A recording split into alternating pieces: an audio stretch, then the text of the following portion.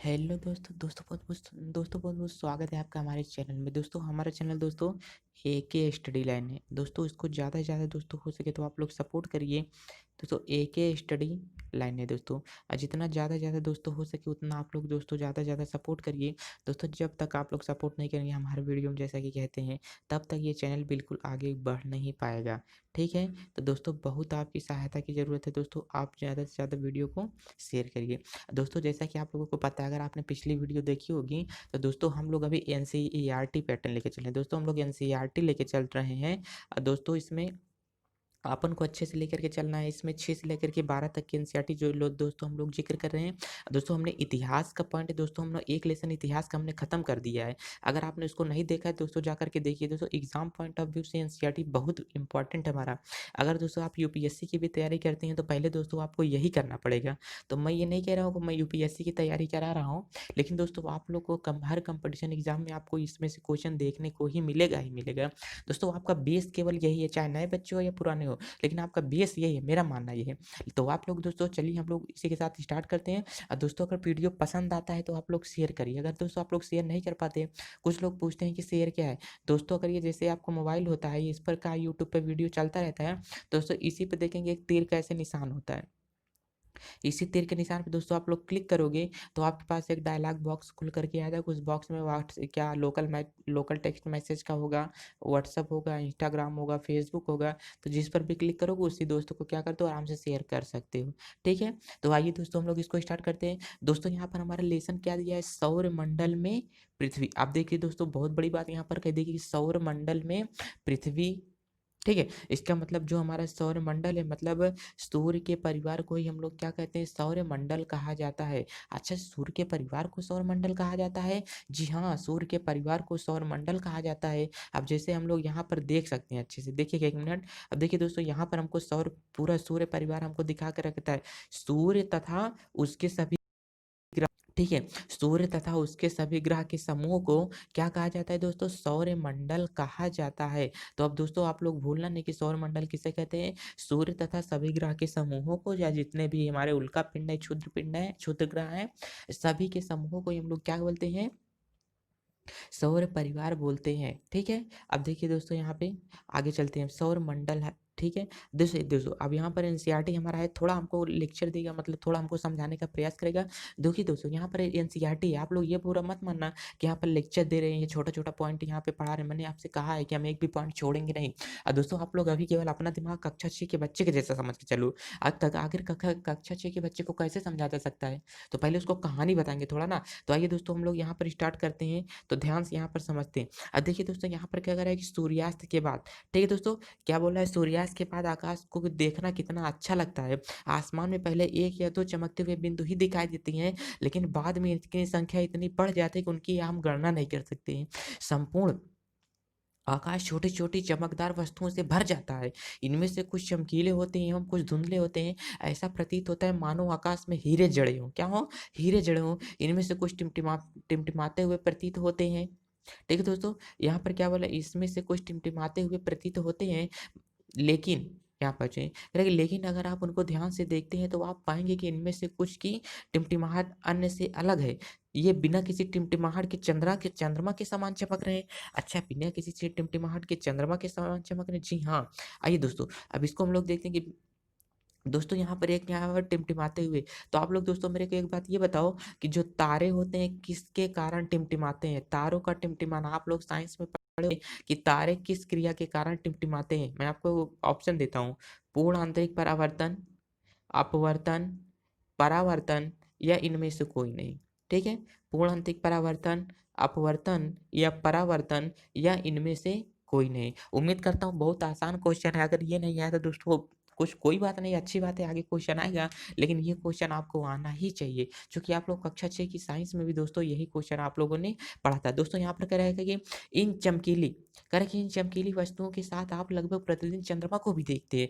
मतलब ये जो चमकीली वस्तुओं की बात कर रहे हैं, मतलब यहाँ पर तारों की हमसे बात कर रहा है। आसमान में क्या चमकीले क्या दिखाई देते हैं? इंसान तो दिखाई नहीं देते ना, तो आसमान में क्या है, तारे दिखाई ही देते हैं। दोस्तों एक पॉइंट मैं यहाँ पर बताना चाहता हूँ। अच्छा दोस्तों, आप लोग एक बात ये बताओ, जब हम लोग छोटे से थे तो बहुत संख्या में हमको तारे दिखते थे, बहुत ज़्यादा तारे दिखते, मतलब छोटे छोटे छोटे छोटे छोटे छोटे एक ऐसे ऐसे एक ही स्थान पर दोस्तों बहुत सारे तारे दिखाई देते थे।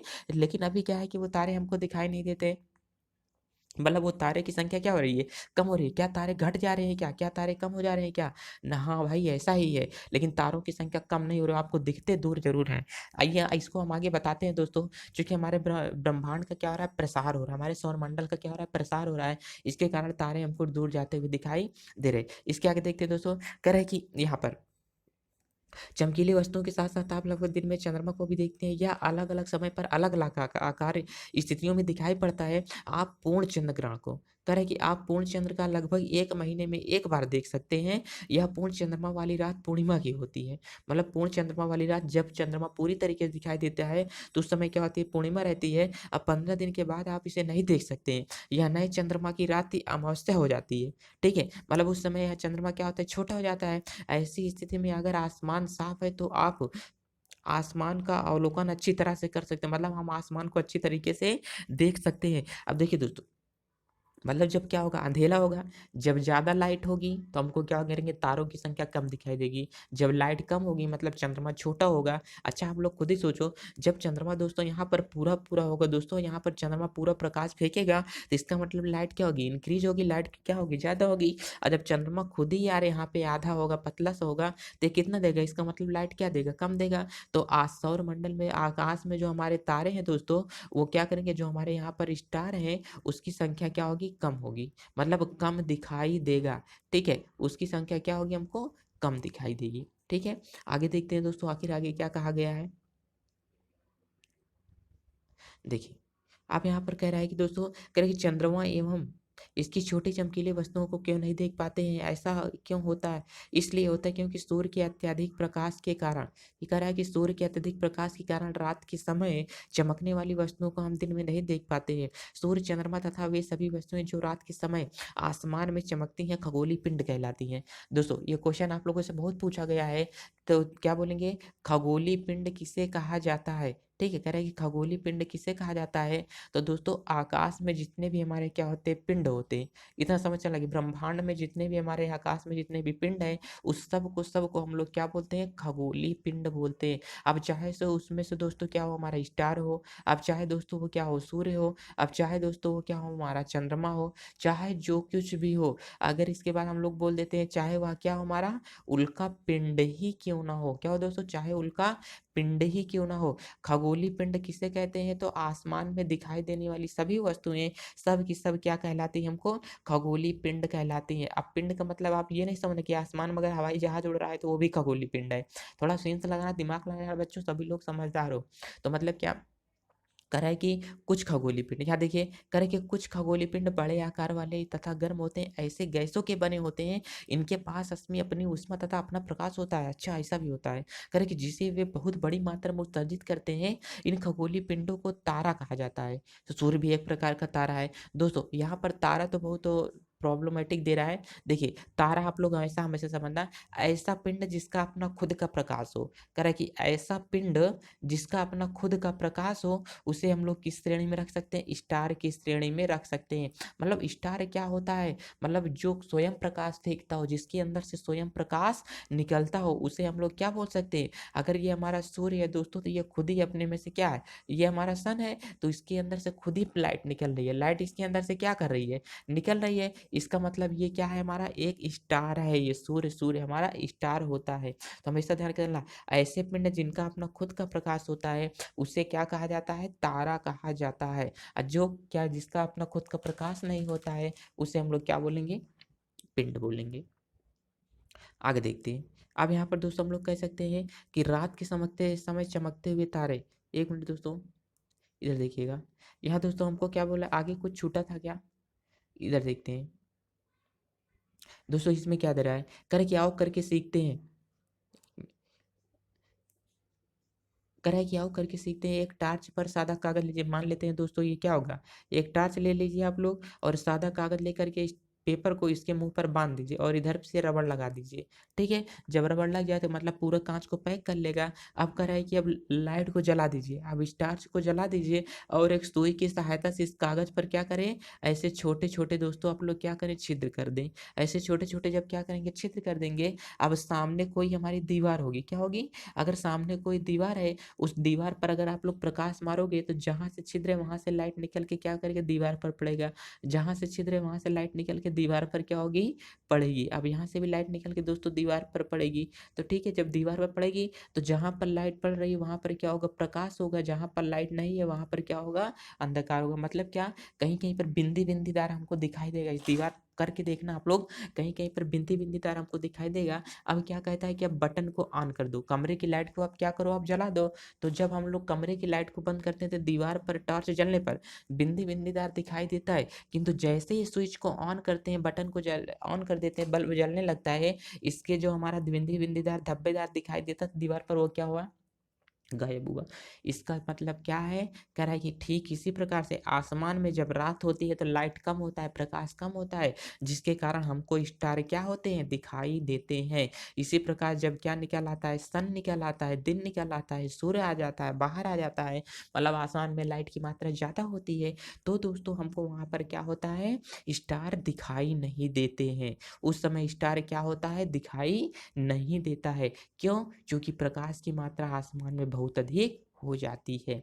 दोस्तों उम्मीद करता हूँ ये टॉपिक भी आपकी समझ में आया होगा। नीचे चलते हैं दोस्तों, यहाँ पर हमको क्या बोल रहा है, ध्यान से देखना दोस्तों, ऊपर एक पॉइंट छूट रहा है दोस्तों। यहाँ पर करा है, यहाँ चल रहे हैं, कह रहे कि रात के समय चमकते हुए अनगिनत तारे सूर्य के समान ही है, लेकिन हम हमसे बहुत अधिक दूर होने के कारण हम लोग उसकी ऊष्मा या प्रकाश को महसूस नहीं कर पाते हैं। ये जो स्टार होते हैं दोस्तों, ये बहुत ज़्यादा हमसे दूर होते हैं, जिसके कारण ये हमको क्या होते हैं, छोटे दिखाई देते हैं। अभी सोचो, ये हमारा क्या होता है, मून होता है, चंद्रमा होता है, और ये हमारा क्या है दोस्तों, स्टार है। अभी सोच सकते हो आप, ये चंद्रमा नजदीक होने के कारण बड़ा दिखाई देता है और ये सन स्टार क्या होता है, बड़ा होने के कारण भी क्या होता है, छोटा दिखाई देता है। तो ये इतना समझ सकते हो यार कि सन हम ये स्टार हमारा क्या है, बहुत दूर है, इसके लिए हमें क्या होता है, ये छोटा दिखाई देता है। कह रहे कि आपने अवश्य ध्यान दिया होगा, कह रहा है कि आपने अवश्य ध्यान दिया होगा, कुछ दूरी से देखने पर सभी वस्तुएं छोटी दिखाई पड़ती हैं। अत्यधिक ऊंचाई पर उड़ रहा हवाई जहाज कितना छोटा दिखाई देता है, किंतु हवाई जहाज जब हवाई जहाज वही नजदीक आता है, प्लेटफॉर्म पर आता है, तो कितना बड़ा होता है। एक्चुअली में रियली में वो क्या होता है, बड़ा होता है। कहे कि रात्रि में आसमान की ओर देखने पर आप तारों के विभिन्न समूहों द्वारा बनाई गई विविध आकृतियों को देख सकते हैं। ये नक्षत्र मंडल कहलाते हैं। देखिए दोस्तों, आसमान में कुछ ऐसे ऐसे तारे हुए हैं। एक तो अपन चैनल का लोगो दोस्तों यहीं से लिया गया है, सप्तऋषि तारे से। ठीक है, अब देखो यहाँ पर ये चैनल है ना, अब देखो यहाँ पर अगर ये सप्तऋषि तारा होता है, ये क्या होता है, एक नक्षत्र मंडल होता है। ये सब दोस्तों आगे आगे हमारे क्या होते हैं, नक्षत्र होते हैं। ठीक है, नक्षत्र और राशियां इसी इसी से निकाला गया है दोस्तों। पंडित लोग इसी प्रकार से देख करके बताते हैं कि नक्षत्र किसका कैसे काम करता है, कैसे नहीं काम करता है। देखिए, अब आगे, अब यहाँ पर कहाँ गया, कि नक्षत्र मंडल कहलाते हैं। अर्सा मेजर बिग बियर इसी प्रकार का एक नक्षत्र मंडल है, बहुत आसानी से पहचान में आने वाला नक्षत्र मंडल है। सप्तऋषि, सप्त का मतलब दोस्तों सात होता है, यहाँ पर देखिए एक्सप्लेन किया है। करे सप्त का मतलब दोस्तों सात होता है, ऋषि का मतलब क्या होता है, सात, संत, मतलब सात ऋषियों का समूह। ठीक है, सात संतों का समूह। कह रहा है कि यह सात तारों का एक समूह है जो कि नक्षत्र मंडल अर्सा मेजर, अरसा मेजर, ठीक है, यही चीज लिखा है। अरे अरसा मेजर के एक भाग है, आपने मिटाना होगा। दूसरा कह रहा है कि अपने परिवार या पड़ोस में किसी बड़े व्यक्ति से कहिए कि वह आपको आसमान में और अधिक तारों, ग्रहों तथा नक्षत्रों को दिखाएं। अब दोस्तों इसके नीचे हम लोग देखते हैं कि प्राचीन समय में, दोस्तों ऊपर कुछ नहीं दिया था इसके लिए हम लोग यहाँ पर नहीं बता रहे हैं। ठीक है, अब देखिए, ये यहाँ पर लड़की देख रही है ना, अब ध्यान से देखिए, यहाँ पर ऊपर हमारा कौन सा तारा दिया गया है दोस्तों, ध्रुव तारा दिया गया है। और जो ध्रुव तारा यहाँ पर दिखाई दे रहा है ना, ये हमारा उत्तर की ओर हमेशा होता है। ध्रुव तारा किधर होता है, उत्तर की ओर होता है। अच्छा, उत्तर की ओर क्या होता है, पृथ्वी बना के बताना पड़ेगा। देखो, अब यहाँ पर मान लेते हैं दोस्तों, ये हमारा क्या होगा, पृथ्वी होगी। अब हमने कहा ये इसका हमारा क्या होता है, नॉर्थ पोल होता है, ये हमारा क्या होता है, साउथ पोल होता है।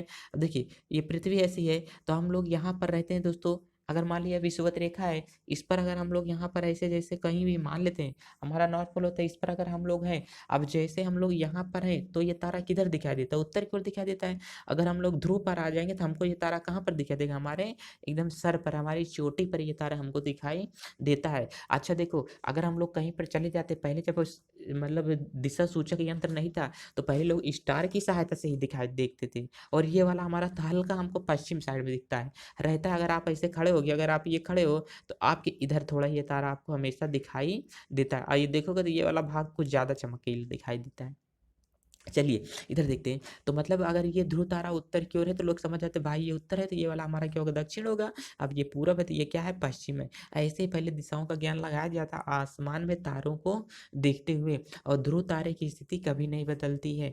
देखिए अब कह रहे कि प्राचीन समय में लोग, यही यहाँ पे बता के रखा है, कह रहे कि प्राचीन समय में लोग रात्रि में दिन का निर्धारण तारों की सहायता से करते थे। उत्तरी तारा उत्तर दिशा को बताता है, इसे ध्रुव तारा के नाम से भी जाना जाता है। यहाँ पूछे, ध्रुव तारा के नाम से भी जाना जाता है, हमेशा एक ही स्थान पर रहता है। हम सप्तऋषि की सहायता से ध्रुव तारे की स्थिति को जान सकते हैं, क्योंकि सप्तऋषि हमेशा हमारे कहाँ पर होता है, सर पर होता है, सर से हल्का पीछे होता है, अर्थात ये थोड़ा सा पश्चिम की दिशा में होता है। ठीक है, अब देखते हैं दोस्तों, कह रहा है कि चित्र इतने इतने में आप लोग देख लीजिए कितना कितना बता रहा है। ठीक है, कह सप्तऋषि मंडल संकेतक तारों को आपस में मिलाते हुए एक काल्पनिक रेखा खींचिए एवं उसे आगे की ओर बढ़ाइए तो यह ध्रुव तारे को इंगित करती है। यही जो यहाँ पर हमको बता करके रखा है, कह रहा कि सप्तऋषि तारों के समूह को देखते हुए, ऊपर वाली जो चोटी अगर इसको देखते हुए ऐसे करते हैं, खींचते हैं, तो ये ध्रुव तारे को हमेशा इंगित करता है। अगर आप लोग नहीं किए होगे तो घर में करके देख लेना। ठीक, देखो अब यहाँ पर ऐसे ये ध्रुव तारा हमको दिखाई देता है, तो मतलब समझ लेते हैं कि भाई ये वाला ये दिशा दिखने वाली हमको कौन सी दिशा है, तो उत्तर दिशा हमारी होती है। चलिए अब आगे देखते हैं। अब देखिए दोस्तों यहाँ पर करें कुछ रोचक था, अच्छा रोचक था देख लेते हैं क्या यार, हाँ चलो देखते थे, पहले इसको पढ़ लेते हैं। अगर कुछ खगोलीय पिंडों में अपना प्रकाश एवं ऊष्मा नहीं होती है, वे तारों के प्रकाश से प्रकाशित होते हैं, ऐसे पिंड ग्रह कहलाते हैं। ग्रह जिसे अंग्रेजी में प्लेनेट कहा जाता है, क्या प्लेनेट कहा जाता है, ग्रीक भाषा प्लेनेटाइट शब्द से बना हुआ है, जिसका अर्थ होता है परिभ्रमक, अर्थात चारों ओर घूमने वाले, चारों ओर घूमने वाले। हमने कहा कि यहाँ पर जो ग्रह अक्षर है ये किससे मिलकर के बना है, तो दोस्तों यह अंग्रेजी के किससे मिलकर के बना है, प्लेनेट से बनकर बना है। किससे मिलकर बना है, प्लेनेट से मिलकर बना है। अब प्लेनेट का मतलब क्या होता है, प्लेनेट का मतलब ग्रीक भाषा में क्या होता है, घूमने वाला, क्या होता है, परिभ्रमक होता है, परिभ्रमक, परिभ्रमक।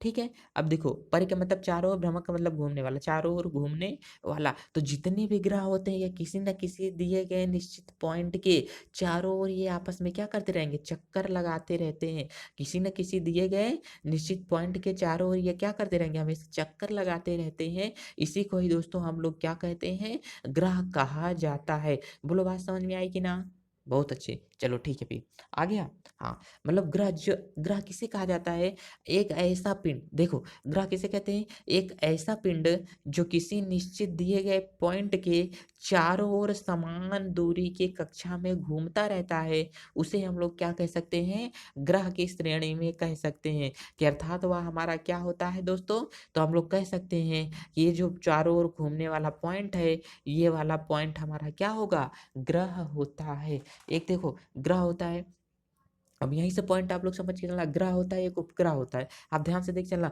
अगर हमने कहा दोस्तों कि ये हमारा क्या है, सूर्य है, ध्यान से देखना, अगर हमने कहा कि ये वाला भाग जो है हमारा क्या है, सूर्य है, तो मान लिए कि दोस्तों ये क्या है, सूर्य है। अब इसके चारों ओर कोई घूमने वाला एक ग्रह होगा, मान लेते हैं घूमने वाला ग्रह हमारा क्या, पृथ्वी मान के चलेंगे तभी ज्यादा बेटर तरीके से समझ में आएगा।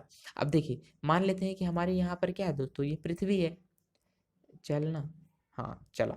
देखिए अब ये हमारी क्या है, पृथ्वी। अब ध्यान से देखना, अब पृथ्वी इसके चारों ओर क्या करेगी, एक निश्चित कक्षा में ही चक्कर लगाएगी। अब इसके चारों ओर अगर पृथ्वी हमारी घूमती रहती है, इस प्रकार से अगर पृथ्वी ऐसे मूव करती है दोस्तों, हमेशा चारों तरफ घूमती रहती है, तो बोलेंगे कि पृथ्वी क्या है बच्चा, एक प्रकार का ग्रह है। अब ध्यान से देखना, एक पॉइंट यहीं पे और बता देते हैं दोस्तों। अब हमने कहा यदि ग्रह के चारों ओर, ध्यान देखो, ग्रह के चारों ओर, ठीक है, ग्रह के चारों ओर अगर कोई पॉइंट घूमता है, अगर ग्रह के चारों ओर कोई पॉइंट घूमता है, ठीक है, तो ये वाला पॉइंट क्या कहलाता है, उपग्रह कहलाता है। क्या कहलाता है, उपग्रह कहलाता है। दोस्तों बात समझ में आई कि ना मतलब क्या, सूर्य के चारों ओर घूमने वाले पिंड को ग्रह, ग्रह के चारों ओर घूमने वाले पिंड को उपग्रह कहा जाता है। अब इससे चिल्लर कुछ नहीं मिल सकता, अब इससे आसान कुछ नहीं मिल सकता। अगर ये बात नहीं समझ में आती तो वीडियो को पॉज करो, फिर से बैक करो, फिर से देखो। सूर्य के चारों ओर घूमने वाले पिंड को ग्रह, ग्रह के चारों ओर घूमने वाले पिंड को क्या कहा जाता है दोस्तों? क्या कहा जाता है? उपग्रह कहा जाता है। अब आगे देखते हैं दोस्तों हम लोग पॉइंट यहाँ पर क्या बताना चाह रहा है। अब आगे देखते हैं, ध्यान से यहीं पर देखिएगा। अब दोस्तों इसको हमको थोड़ा सा एक्सप्लेन करके लेके चलना पड़ेगा। अब यहाँ पर थोड़ा आप लोग समझिएगा। देखिए ये वाला हमारा क्या है दोस्तों? सूर्य है। सूर्य के सबसे पास वाला ग्रह कौन सा है दोस्तों? फिर उसके पास कौन सा है? शुक्र। फिर कौन सी है? पृथ्वी। फिर कौन सा है? मंगल। और ये जितनी श्रेणी हमारी दिख रही है, क्षुद्र ग्रह की श्रेणी दिख रही है। क्या है? ये क्षुद्र ग्रह की श्रेणी दिख रही है। और इधर आते हैं तो दोस्तों ये वाला हमारा क्या होता है? बृहस्पति है। क्या है? बृहस्पति है।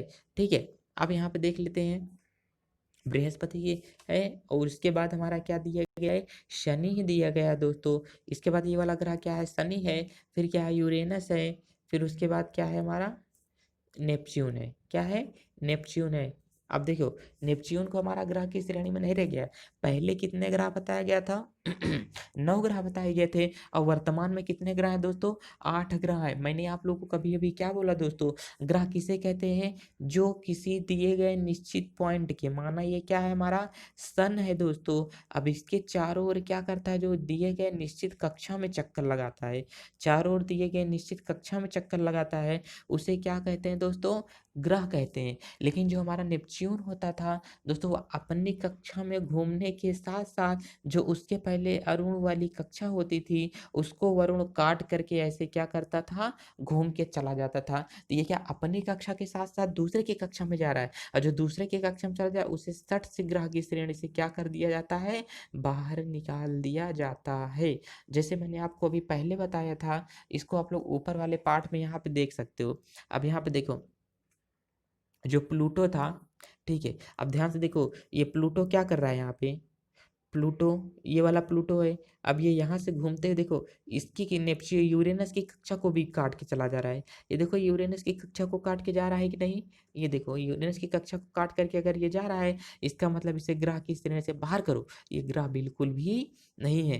थैंक यू दोस्तों, बहुत बहुत धन्यवाद। आप लोग दोस्तों ऐसे हिम्मत लगा करके पढ़ते रहो, बहुत आगे निकलोगे। देखिए दोस्तों, अब आगे हम लोग इसको लेकर के चलते हैं। कहाँ तक पहुँचे थे दोस्तों? थोड़ा याद दिलाना। अब ये टॉपिक मैं आपको थोड़ा लेकर के चल रहा हूँ। थोड़ा मोबाइल आप लोग अपनी अपनी सीधी कर लीजिए, क्योंकि मोबाइल सीधी करने की काज की बहुत सख्त ज़रूरत है। चलिए अब हम लोग यहाँ पर क्या देखते हैं दोस्तों? देखिए यहाँ पर कह रहा है कि बुध, अब यहाँ पर कह रहा है कि बुध के कह रहे सूर्य के चारों ओर एक परिक्रमा कितने दिन में लगाता है? 88 दिन में लगाता है। बुध एक परिक्रमा कितने दिन में लगाता है? 88 दिन में अगर ये लगा के चलता है दोस्तों, मतलब क्या है? ये 88 दिन में अपनी एक परिक्रमा पूरा कर लेता है। कौन? बुध कर लेता है दोस्तों। अब यहाँ से अगर हम लोग लिख के चलेंगे, और ये क्या है दोस्तों? शुक्र है। और शुक्र कितना दिन में करता है? 255 दिन में कर लेता है। पृथ्वी कितने दिन में करती है? 365 दिन में करती है। अब मंगल कितने दिन में कर लेता है दोस्तों? तो 687 दिन में सूर्य के चारों ओर क्या करता है? मंगल भी घूम लेता है। इसका मतलब 687 दिन, 365 दिन, लगभग लगभग 2 साल के आसपास पहुंच जाता है। ठीक है, लगभग लगभग 2 साल पूरा नहीं होता है, 2 साल के लगभग लगभग क्या करता है? पहुंच जाता है। हम्म, आगे देखते हैं। अब यहाँ पर क्या है दोस्तों? इधर इधर इधर देखते हैं। कह रहे बृहस्पति क्या सूर्य के चारों ओर कितने दिन में घूमता है? बृहस्पति 11 साल 11 महीना, लगभग 12 साल। बृहस्पति 12 साल में सूर्य का एक चक्कर लगाती है। कौन? बृहस्पति। और शनि क्या करता है? सूर्य के चारों ओर एक परिक्रमा 29 साल 5 महीने में लगाता है। 29 साल 5 महीने में, 29 साल 5 महीने, हाँ जी हाँ, 29 साल 5 महीने, इतना ज़्यादा टाइम लेता है। वाह वाह वाह, कितना ज़्यादा टाइम ले रहा है। बहुत अच्छी बात है, मज़ा आ रहा है लेकिन पढ़ने में दोस्तों आप लोगों के साथ। चलिए अब आगे देखते हैं। कह रहे कि आसमान में दिखने वाला चंद्रमा एक उपग्रह है। अच्छा, ये तो पता है सभी को। आसमान में दिखने वाला चंद्रमा एक उपग्रह है। यह हमारी पृथ्वी का सहचर है, साथ साथ चलने वाला है, मतलब पृथ्वी के साथ साथ चलने वाला है, तथा इसके चारों ओर चक्कर लगाता रहता है। हमारी पृथ्वी के समान 7 अन्य ग्रह भी हैं। पृथ्वी के साथ 7 अन्य ग्रह भी हैं जो सूर्य से प्रकाश एवं ऊष्मा प्राप्त करते हैं। उनमें से कुछ के आसपास अपने चंद्रमा भी हैं, कुछ के आसपास अपने चंद्रमा भी हैं। अब जैसे इसको देखते हैं दोस्तों, थोड़ा वीडियो मुझे यहाँ पे रोकना पड़ेगा, पॉज़ करना पड़ेगा। दोस्तों लेक्चर ज़्यादा है और एक वीडियो में ख़त्म नहीं हो पाएगा, नहीं दोस्तों एमबी ज़्यादा लग जाएगी अभी। बहुत-बहुत दोस्तों धन्यवाद। दोस्तों मैं इसका आगे का पार्ट दोस्तों मैं आगे लेकर के आता हूँ दोस्तों। बहुत-बहुत दोस्तों आप लोग का धन्यवाद दोस्तों। आप लोग अपने एके स्टडी लाइन चैनल को दोस्तों जितना ज़्यादा से ज़्यादा हो सके दोस्तों उतना ज़्यादा से ज़्यादा आप लोग शेयर करिए और दोस्तों अपने फ्रेंड को ज़्यादा से ज़्यादा आप लोग बताएँ। दोस्तों इसके बाद मैथ्स की क्लास आप लोग की दोस्तों तैयार रहिएगा, कहीं जाइएगा नहीं। मैथ्स की वीडियो आपकी अपलोड हो रही है। बहुत-बहुत धन्यवाद दोस्तों। Thank you very much. दोस्तों बहुत-बहुत धन्यवाद आपका वीडियो देख